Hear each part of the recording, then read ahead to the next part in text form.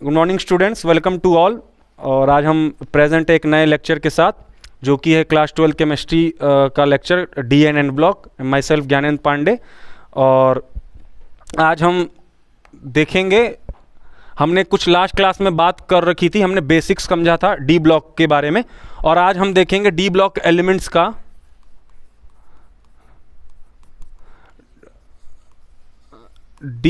Elements का journal characteristic properties हम देखेंगे। ठीक है,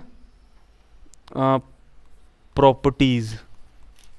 और बच्चों, मैं आपको बहुत अच्छे और आसान तरीके बताऊंगा जिससे आप इन सारी प्रॉपर्टीज को बहुत आसानी से याद कर पाएंगे। ठीक है, और आपसे एक बात कहना चाहता हूं कि आप साथ ही साथ नोट्स बनाते चलिए, लिखते चलिए, तो आपका एक सीक्वेंस बना रहेगा। प्रॉपर्टीज, ठीक है बच्चों। तो डी ब्लॉक एलिमेंट्स में लास्ट क्लास में एक बात सुन लीजिए बच्चों, यहाँ पर आगे बढ़ने से पहले, कि अगर आपने हमने इससे पहले एक वीडियो रिकॉर्ड की है, उसको बनाया है, उसमें हमने सारी डी ब्लॉक एलिमेंट से रिलेटेड इंट्रोडक्शन बेसिक्स के बारे में बात की है।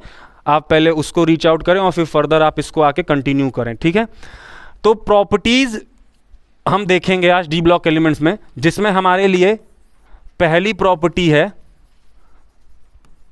Atomic size. पहली प्रॉपर्टी है एटॉमिक साइज। ठीक है, तो साइज हम 3D सीरीज, देखिए बच्चों, हमारे लिए मेन तो 3 ही सीरीज हैं, और अब अभी आप देखेंगे हम जितनी भी प्रॉपर्टीज पढ़ेंगे, हमारे लिए उन तीनों में से भी सबसे इंपॉर्टेंट हमारे लिए जो केंद्र बना रहेगा वो रहेगा 3D सीरीज। तो 3D सीरीज के लिए इसके रिस्पेक्ट में ही आपको ज़्यादा प्रॉपर्टीज पढ़नी है बच्चों। ठीक है, तो यहाँ एटॉमिक साइज में पहले आपको 3D सीरीज के लिए बताऊंगा, और फिर हम 3D 4D और 5D के लिए कंपेयर करके पढ़ लेंगे। तो 3D सीरीज आपकी क्या होती है, पहले लिख देता हूं।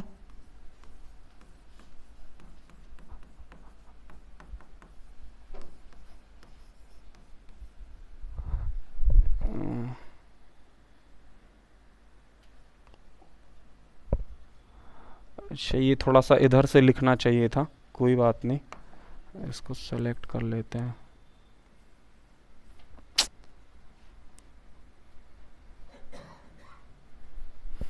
चलो एक सेकेंड यार, थोड़ा इधर से करके लिख देता हूं, रुक जाओ।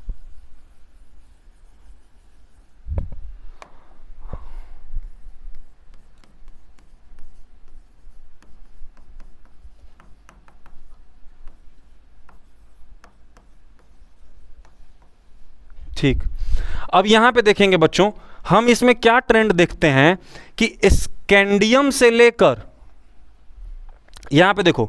अच्छा, आप जानते हो, आप एटॉमिक साइज पढ़ाने से पहले 11th क्लास में भी ये पीरियोडिक टेबल नाम का चैप्टर था, उसमें भी मैं आपको बता चुका हूं कि एटॉमिक साइज को पढ़ते वक्त, अगर एटॉमिक साइज का हम नॉलेज ले रहे हैं, तो उससे पहले 2 बातों का नॉलेज आपके पास होना चाहिए। एक है इफेक्टिव न्यूक्लियर चार्ज और एक है स्क्रीनिंग इफेक्ट। तो ये बातें आपको पता होनी चाहिए। इफेक्टिव न्यूक्लियर चार्ज, जिसको क्या बोलते हैं, जेड इफेक्टिव, और एक है screening constant, screening effect, screening या शील्डिंग इफेक्ट, स्क्रीनिंग या शील्डिंग इफेक्ट। समझ आ रही बात? जेड इफेक्टिव क्या है? किसी भी एटम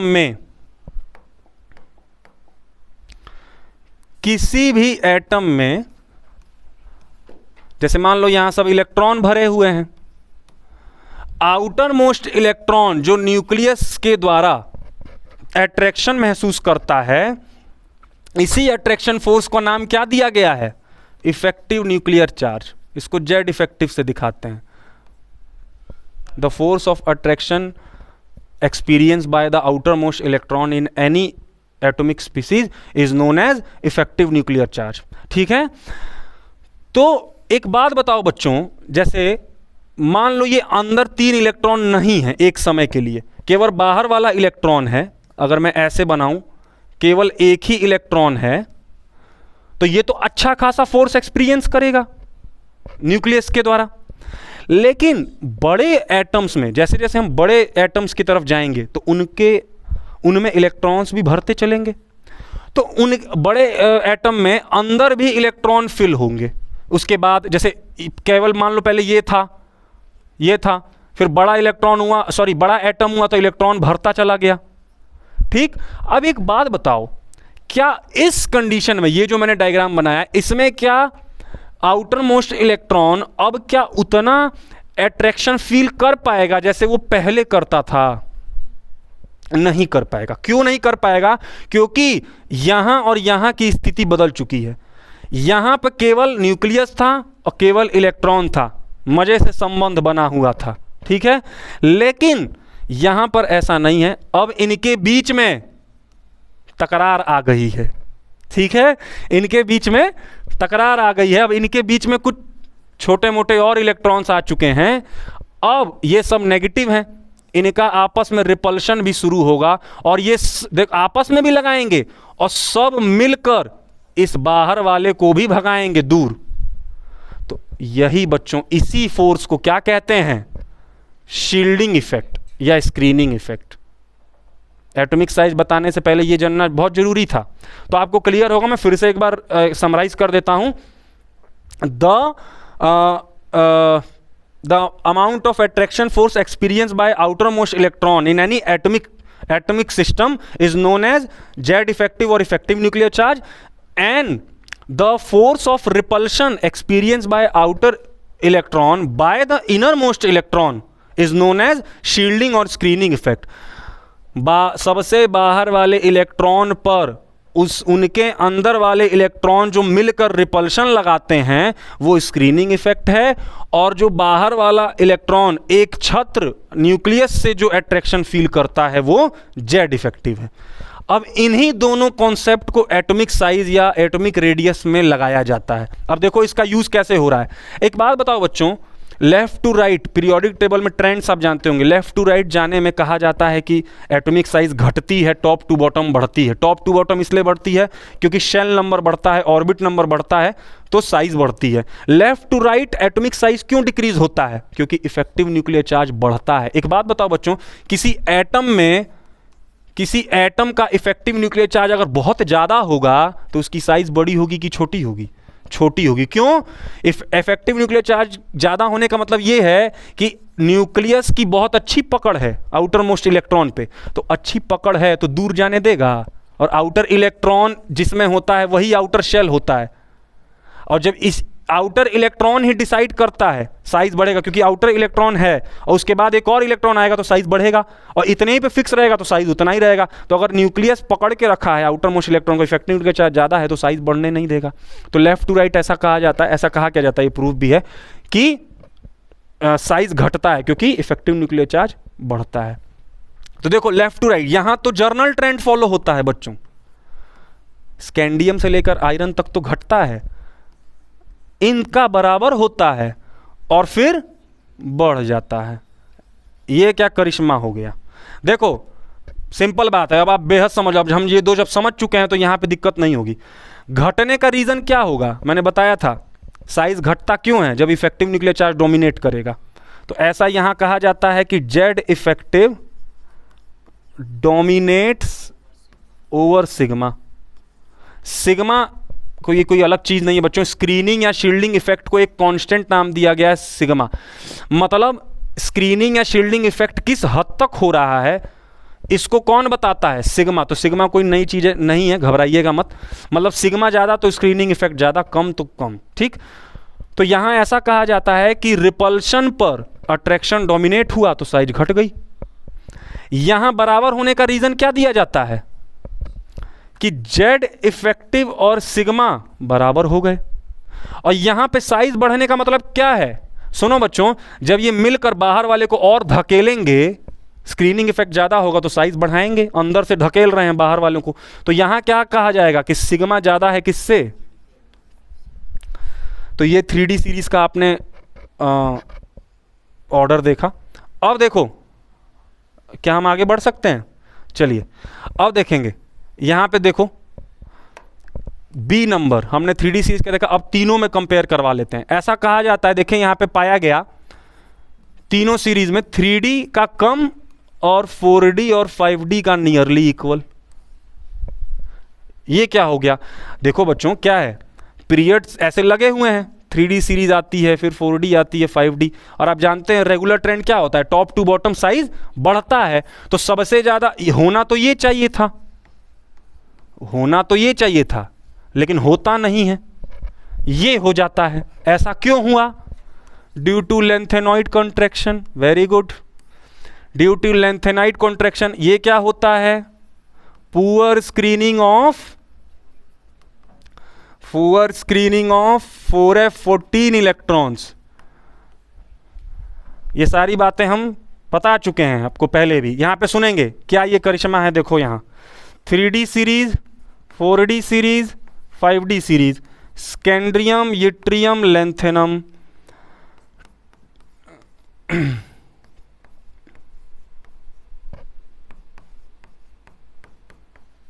यहां देखो, अब यहां मत लगा देना, ये जो मैंने लिख दिया यहां नहीं लगा देना, ये वाला ऐसा मत लिख देना कि ऐसे मत लिख देना, ये गलत हो जाएगा। स्कैंड्रियम का कम और यट्रियम और लेंथेनम का बराबर, ये करोगे तो गलत हो जाएगा। अब आप कहेंगे ऐसा क्यों? बच्चों एक बात बताओ, मैंने कहा कि लेंथेनाइड कॉन्ट्रैक्शन क्या होता है, 4f के 14 इलेक्ट्रॉन्स पुअर स्क्रीनिंग करते हैं। पुअर स्क्रीनिंग का मतलब देखो, स्क्रीनिंग का ऑर्डर में लिख देता हूं, SPDF, जिसमें S और P गुड स्क्रीनिंग करते हैं और D और F पुअर स्क्रीनिंग करते हैं। यहां पर देखेंगे बच्चों कि ये जो है ना स्क्रीनिंग, क्या अभी मैंने बताया, अंदर वाले इलेक्ट्रॉन जो बाहर को ढकेल रहे हैं, ठीक है, और इनर इलेक्ट्रॉन जो आउटर मोस्ट इलेक्ट्रॉन पर रिपल्शन डालते हैं, वो स्क्रीनिंग है। तो होता क्या है, ये F देखो लास्ट इलेक्ट्रॉन जिस सबशेल में जाता है उसी ब्लॉक का एलिमेंट है। यहां पर F की बात चल रही है। एक बात बताओ, F ब्लॉक एलिमेंट्स को F ब्लॉक एलिमेंट्स क्यों कहा जाता होगा? क्योंकि उन सारे एलिमेंट्स के लास्ट इलेक्ट्रॉन F सबशेल में जाते होंगे। होता ये है बच्चों, F करता है बड़ी गंदी स्क्रीनिंग, पुअर स्क्रीनिंग। ये क्या करता है ना कि अपने से जो बाहर इलेक्ट्रॉन है उनको रिपल्शन डाल ही नहीं पाता है, उन पे उनको भगा नहीं पाता है, स्क्रीनिंग नहीं कर पाता है, ठीक है। तो नहीं कर पाता, देखो बच्चों दो बातें होंगी, अगर रिपल्शन नहीं होगा तो क्या डोमिनेट हो जाएगा? अट्रैक्शन। अगर हम F के इलेक्ट्रॉन थे और हम अपने बाहर वाला जो इलेक्ट्रॉन है उसको हम उस पर हम रिपल्शन नहीं डाल पा रहे थे, उन पे हम उस पर स्क्रीनिंग नहीं डाल पा रहे थे, तो अब न्यूक्लियस क्या कहेगा कि तुमसे ना हो पा रहा है, अब मैं डोमिनेट करूंगा। समझ लो मैं क्या कह रहा हूं। मान लो ये F का 14 F के 14 इलेक्ट्रॉन में से ये कोई इलेक्ट्रॉन है, यहीं पर 14 भरे हुए हैं। तो होता ये है बच्चों कि ये इलेक्ट्रॉन अपने से बाहर वालों पर उतनी अच्छी स्क्रीनिंग या रिपल्शन नहीं कर पाते हैं। तो नहीं कर पाते हैं तो तुमसे रिपल्शन हो ही नहीं पाया, तुमको मौका दिया गया था, तो तुमसे ना हो पाएगा तो न्यूक्लियस क्या कहता है, तुमसे रिपल्शन नहीं हो पाया तो मैं क्या करूंगा, अट्रैक्शन लगाने लगूंगा। तो ये अंदर वाले रिपल्शन लगा नहीं पाए, तो ये फिर खींचने लगता है और खींचते खींचते साइज कम कर देता है न्यूक्लियस, और खींचते खींचते खींचते खींचते 5D वालों का नियरली कहां तक खींचता है, जब तक 4D के बराबर नहीं हो जाता है। तो इसी प्रक्रिया या इसी फिनोमिना को क्या बोलते हैं, लेंथेनॉइड कॉन्ट्रैक्शन। मतलब F के 14 इलेक्ट्रॉन अपने बाहर आप उनसे जो बाहर इलेक्ट्रॉन थे उनको भगा नहीं पाया, रिपल्शन नहीं डाल पाया, स्क्रीनिंग नहीं कर पाया, तो फिर न्यूक्लियस का अट्रैक्शन डोमिनेट हो गया बाहर वाले इलेक्ट्रॉन पर और खींचना स्टार्ट किया, उसने जेड इफेक्टिव बढ़ गया। दो ही बातें हैं बच्चों, अभी इससे पहले मैंने यहाँ पर भी बताया, जब अट्रैक्शन बढ़ेगा तो रिपल्शन को फेड होना पड़ेगा, कोई एक ही डोमिनेट करेगा, और अगर रिपल्शन डोमिनेट कर रहा है तो अट्रैक्शन फेड होगा। ये बातें हो रही हैं। तो देखो बच्चों, F के ये बताओ, लेंथेनाइड कॉन्ट्रैक्शन F के 14 इलेक्ट्रॉन की पुअर स्क्रीनिंग है, तो F के 14 इलेक्ट्रॉन होंगे तब ना ये फिनोमिना देखने को मिलेगा। अरे भाई, लेंथेनाइड कॉन्ट्रैक्शन के लिए F के 14 इलेक्ट्रॉन्स भी तो होने चाहिए, तभी ना वो पूरा स्क्रीनिंग लगाएंगे और खींचेगा साइज। तो होता क्या, कॉन्ट्रैक्शन मतलब संकुचित होना, कम हो जाना। तो यहां पर क्या F के इलेक्ट्रॉन आते हैं, स्कैंड्रियम, यट्रियम और लेंथेनम में 57 और फिर ये 72। यहां पर F का कोई सबशेल ही नहीं होता है, आप जब इसमें फिलिंग करोगे इसमें D सबशेल पे ही खत्म होगा, लेकिन इनके बीच में आते हैं वो 14 इलेक्ट्रॉन। आप याद करो ना, सीरियम 58 से लुटेशियम 71, ये 14 हैं, गिन लो आप। और ये कहां आते हैं, लेंथेनम के बाद आते हैं, इसीलिए इनको कहते हैं लेंथेनॉइड्स। ये सारी बातें हम करेंगे भी आगे, लेकिन यहाँ सुन लो, ये जब फिनोमिना समझना है तो 14 इलेक्ट्रॉन इसके बाद आएंगे, और जब ये आएंगे तभी तो पुअर स्क्रीनिंग लगाएंगे, तो यहाँ नहीं लगती है। इसीलिए इसका अगर क्वेश्चन आ जाए स्कैंडियम यूट्रियम लैंथेनम में कंपेयर साइज, तो सिंपल क्या लिखोगे, जर्नल ट्रेंड, स्कैंडियम छोटा फिर यूट्रियम छोटा, सबसे बड़ा क्या, लैंथेनम, नॉर्मल ये वाला लिखोगे। लेकिन अगर इनके लिए पूछ लिया जाए, compare size between titanium, zirconium and hafnium, तो आपका आंसर क्या होगा, टाइटेनियम छोटा और जर्कोनियम और हफनियम का बराबर। ऐसा क्यों?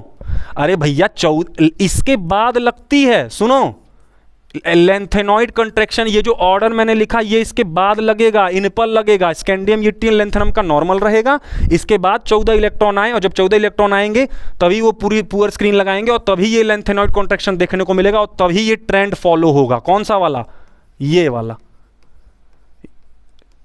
तो ये फॉलो होने के लिए किसका होना जरूरी है, 14 इलेक्ट्रॉन्स का भी तो होना जरूरी है। समझ आ रही है बात? और अगर मैंने आपसे क्वेश्चन पूछ दिया इन तीनों में कंपेयर साइज करो, तो क्या लिखोगे, वेनेडियम का छोटा और नायोबियम और टेंटेलम का बराबर। होप आपको अच्छे से क्लियर हुआ होगा साइज वाला कॉन्सेप्ट। अब जरा आगे चलते हैं। साइज हो चुका है पहला प्रॉपर्टी, ठीक, एक सुन लो और फिर हमारे लिए आज का ये इस वीडियो के लिए रहेगा लास्ट। देखो सेकंड प्रॉपर्टी मैं बता रहा हूं आपको। सेकंड प्रॉपर्टी है, point to be noted, ionization energy. First property size देखी और फिर हम देख रहे हैं आयोनाइजेशन एनर्जी। आयोनाइजेशन एनर्जी को बोलते हैं IE, ionization energy, enthalpy, ionization potential. Energy, enthalpy, potential, तीनों की सब एनर्जी की यूनिट ही होती हैं। पोटेंशियल वोल्ट में आ जाता है, और एंथैल्पी हीट फॉर्मेशन थर्मो में आप देखते हैं। तो आयोनाइजेशन एनर्जी बोल दे, आयोनाइजेशन पोटेंशियल बोल दे, आयोनाइजेशन एंथैल्पी बोल दे, घबराना नहीं है, सब एक ही है। आयोनाइजेशन एनर्जी का डेफिनेशन क्या होता है आप जानते होंगे, the amount of energy required to remove an electron from isolated gaseous atom. किसी भी आइसोलेटेड गैसियस एटम से एक इलेक्ट्रॉन निकालने के लिए जो एनर्जी लगती है वो क्या कहलाती है, आयोनाइजेशन एनर्जी। ठीक है, अब देखो इसमें हम 3D सीरीज के लिए केवल देखेंगे और फिर हम बात करेंगे तीनों के लिए। एक बात बताओ इसमें क्या होता है, लिख दो।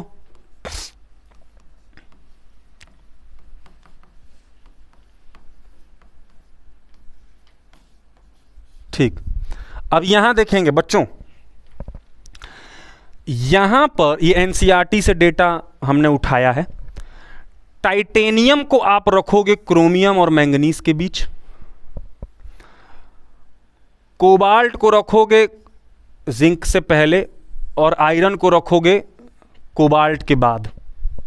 तो आपको क्या देखने को मिलेगा, चलो मेरे साथ बताओ।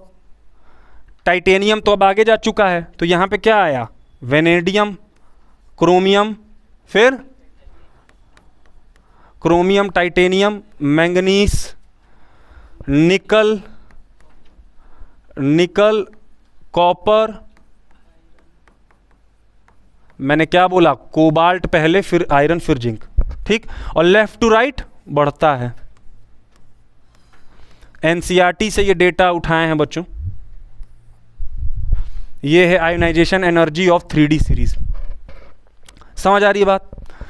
तो आपको केवल ये याद रखना है, टाइटेनियम को रखो क्रोमियम मैंगनीज के बीच, यहां पर बना दो कॉफी, मैं तो ध्यान ऐसे ही रखता हूं, यहां पे देखो कॉफी, कोफी फिर जिंक। ठीक, इस तरीके से ध्यान रखेंगे। अब देखो तीनों के लिए देख लो, ये 3D सीरीज के लिए हो गया। अब तीनों सीरीज में जब आयोनाइजेशन एनर्जी तीनों सीरीज के लिए पूछ दिया, तो 5D की ज्यादा, फिर 3D की और फिर 4D की, इस तरीके से ध्यान रखेंगे। 5D की ज्यादा क्यों? अच्छा, इसका रीजन क्या दोगे ए बच्चों? Due to LC, lanthanoid contraction. क्यों? लेंथेनॉइड कॉन्ट्रैक्शन की वजह से अट्रैक्शन डोमिनेट करता है, इसीलिए लेंथेनॉइड कॉन्ट्रैक्शन लगता है, न्यूक्लियस खींच के साइज कम कर देता है। एक बात बताओ, मेरी जरा सी बात सुन लो बस। आयोनाइजेशन एनर्जी क्या है?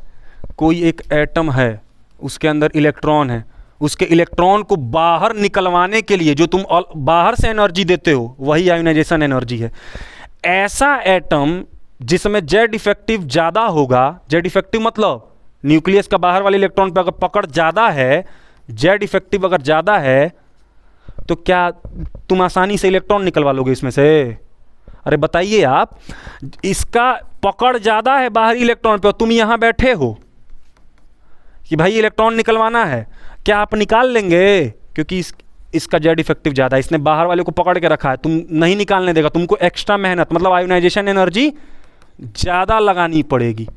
तो एक बात बताओ, इसमें 5D में पहले ही से लेंथेनाइट कॉन्ट्रैक्शन हो रहा है, इनके न्यूक्लियस ने बाहर को वैसे ही खींच के रखा है क्योंकि अंदर वाले 14 इलेक्ट्रॉन तो भगा ही नहीं पाए, तो इसीलिए सबसे ज़्यादा आयोनाइजेशन एनर्जी किसकी हो जाती है?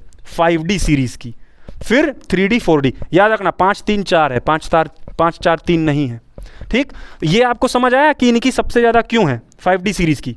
क्योंकि इनके 14 इलेक्ट्रॉन अंदर वाले रिपल्शन लगा ही नहीं पाए, जिनकी वजह से न्यूक्लियस का अट्रैक्शन डोमिनेट हो गया और अब न्यूक्लियस ने बाहर वाले इलेक्ट्रॉन को पकड़ के रखा है, तो अब तुमको ज़्यादा मेहनत करनी पड़ेगी, ज़्यादा मशक्क़त करनी पड़ेगी इलेक्ट्रॉन निकालने के लिए, इसीलिए आयोनाइजेशन एनर्जी 5D सीरीज़ की सबसे ज़्यादा है। तो बच्चों, इस वाले लेक्चर में इतना ही और हम अब कंटिन्यू करते हैं नेक्स्ट वीडियो में। Thank you.